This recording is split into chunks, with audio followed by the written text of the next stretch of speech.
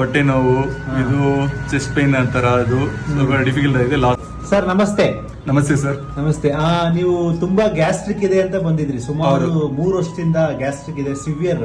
ಏನೇನ್ ಆಗ್ತಿತ್ತು? ಹೊಟ್ಟೆ ನೋವು ಏನೇನ್ ಬರ್ತಿತ್ತು ನಿಮಗೆ? ಪ್ರಾಬ್ಲಮ್ ರೆಗ್ಯುಲರ್ ಆಗೋದು ಹೊಟ್ಟೆ ನೋವು, ಇದು ಚೆಸ್ಟ್ ಪೈನ್ ಅಂತಾರ, ಅದು ಸ್ವಲ್ಪ ಡಿಫಿಕಲ್ಟ್ ಆಗಿದೆ. ಲಾಸ್ಟ್ 3 ವರ್ಷ ಆಗಿದೆ.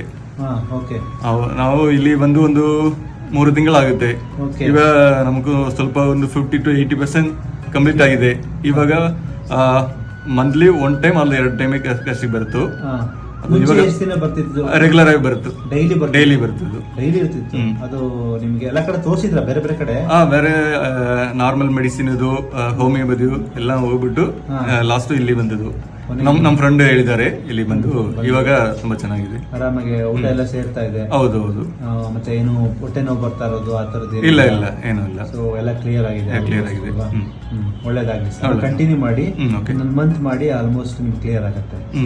Okay sir, thank you sir.